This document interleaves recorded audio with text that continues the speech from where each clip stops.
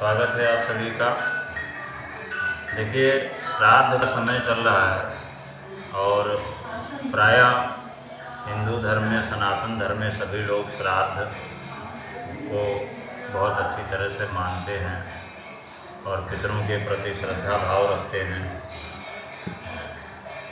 और करीब करीब सबको पता होता है वन टू ऑल कि भाई श्राद्ध करने से क्या लाभ होता है, क्या नहीं होता है। और ये तो निर्भर करता है कि कोई किस तरह से करता है।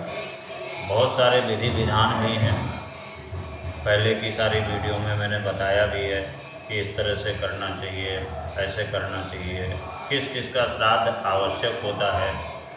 यानी हम श्राद्ध से संबंधित कोई भी चीज़ें करते हैं तो चाहे वो ब्राह्मण भोजन हो, चाहे पिंडदान हो, चाहे तर्पण हो, और चाहे इसके अलावा भी बहुत सारी चीज़ें हैं, नारायण बलि है, बहुत सारी चीज़ें हैं। निर्भर करता है कि किसी की क्षमता क्या है, क्योंकि श्राद्ध शब्द है ही श्रद्धा का विषय। तो आपकी श्रद्धा पितरों के प्रति कितनी है, यही चीज़ वो दर्शाता है। श्राद्ध करना यही चीज़ दर्शाता है।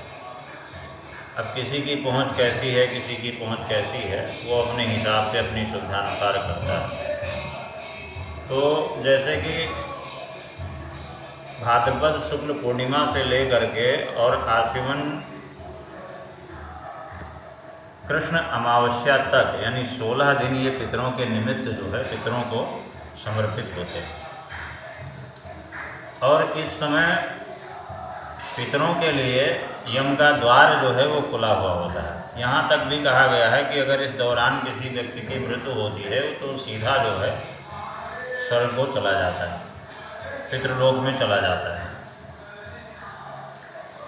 लेकिन इसमें श्राद्ध के अलावा भी बहुत सारी चीज़ें हैं। जैसे कुछ खास तिथियों के बारे में मैंने बताया था कि पंचमी को कुंवारे लोगों का श्राद्ध करना चाहिए, द्वादशी को सन्यासियों का श्राद्ध करना चाहिए, और चतुर्दशी को अकाल मृत्यु, दुर्घटना आदि से मृत्यु हुई है जिनकी, उनका श्राद्ध। और अमावस्या को अगर किसी की तिथि ज्ञात नहीं है या कोई व्यक्ति मिसिंग है, उसका श्राद्ध करते हैं, उसके लिए अमावस्या को करना चाहिए।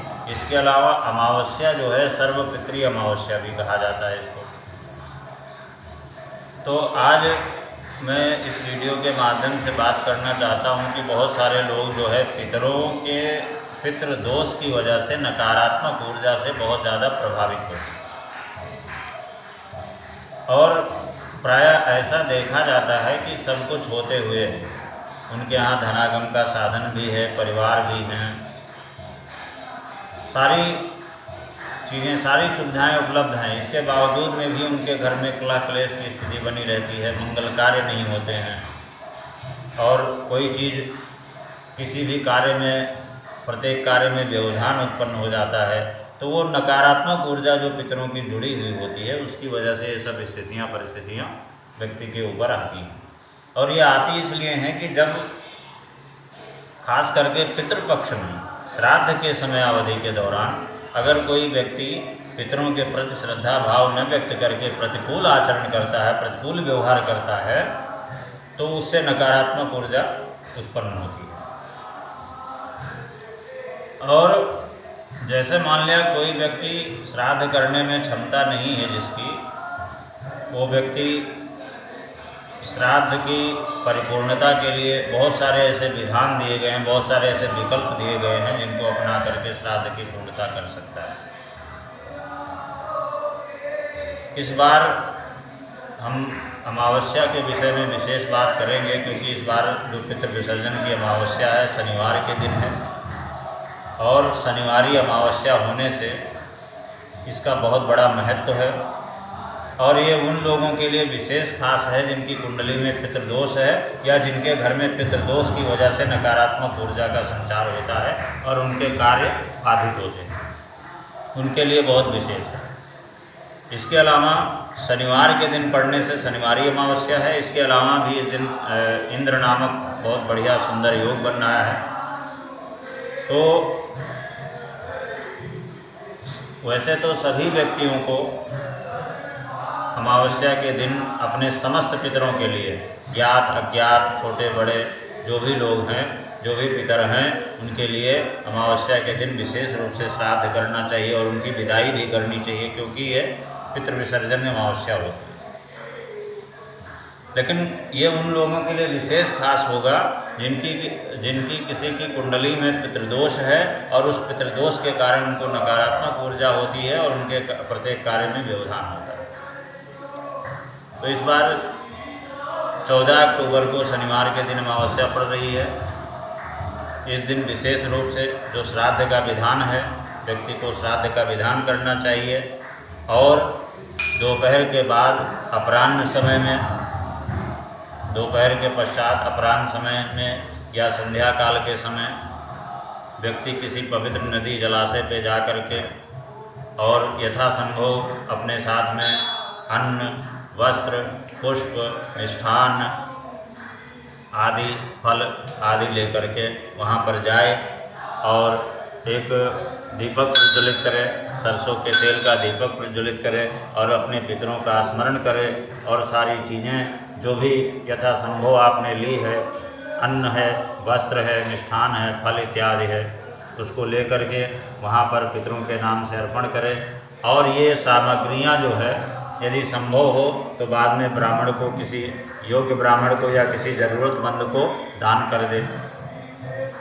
और ऐसा करने से पितृ जो है प्रसन्न हो जाते हैं। और ख़ास करके अगर आपने इन 15 दिनों में कोई भूल चूक हो गई है, कोई त्रुटि हो गई श्राद्ध करने में या किसी कारणवश, किसी अपरिहार्य कारणवश श्राद्ध नहीं हो पाया, तो उस दिन इस प्रकार से करने से पितृ प्रसन्न होते हैं। तो ये अमावस्या बहुत ही खास है। 14 अक्टूबर को शनिवार के दिन पड़ रही है। इस दिन अगर कोई व्यक्ति नहीं भी समर्थ है, 16 दिन नहीं नियम कर सकता है, तो भी ये पितृ मुक्ति का बहुत बड़ा साधन है।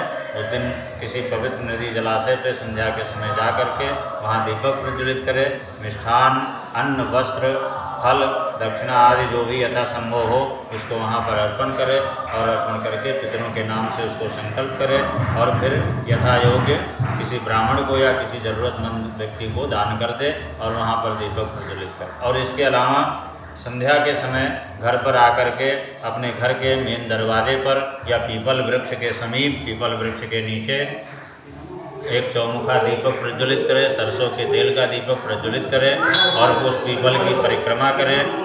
और परिक्रमा करने के बाद में भगवान विष्णु के नामों का स्मरण करें या अपने पितरों का स्मरण करें। और इस प्रकार करने से पितृदोष से भी मुक्ति मिलती है और पितृ लोग प्रसन्न होते हैं, तो घर में सौभाग्य, संतान आदि की प्राप्ति भी होती है। वंश विस्तार जो है, अगर किसी के यहाँ मान लिया संतान का अभाव है, संतान होने में कोई समस्या है, संतान का सुख नहीं मिल पा रहा है, तो उसके लिए बहुत ही परम आवश्यक होता है। क्योंकि अमावस्या तिथि वैसे भी प्रत्येक महीने की अमावस्या तिथि पितरों को समर्पित होती है और ये आश्विन कृष्ण की अमावस्या तो विशेष करके पितरों के लिए होती है। तो इस प्रकार से दीप जला करके और ऐसा करके व्यक्ति इस दिन का लाभ ले ले और श्रद्धा भाव से जितना भी हो सके। इसमें ये आवश्यक नहीं है कि आपको इतनी मात्रा में ये चीज़ें इकट्ठा करनी है या इतना होगा तभी हो पाएगा। श्रद्धा के अनुसार जो भी आपके द्वारा आप जितने में भी कम से कम में समर्थ हैं उतना करें, लेकिन इस प्रक्रिया को ज़रूर करें, इससे आपको बहुत ही लाभ होगा। और ख़ास करके पितृदोष से जो भी लोग ग्रसित हैं और पितृदोष के कारण उनके यहाँ संतति का अभाव है, संतति वृद्धि नहीं होती है या घर में कलह क्लेश रहता है, नकारात्मक ऊर्जा का संचार होता है, उनके लिए ये बड़ा सुनहरा अवसर है। और इस बारे में अगर किसी को कोई किसी चीज़ को जानने में कोई दिक्कत हो रही हो या कोई चीज़ समझ में नहीं आ रही हो तो नंबर के द्वारा वो संपर्क करके फिर से इस विषय में जानकारी ले सकता है। लेकिन इस अवसर का लाभ जरूर लेना चाहिए। बहुत बहुत धन्यवाद।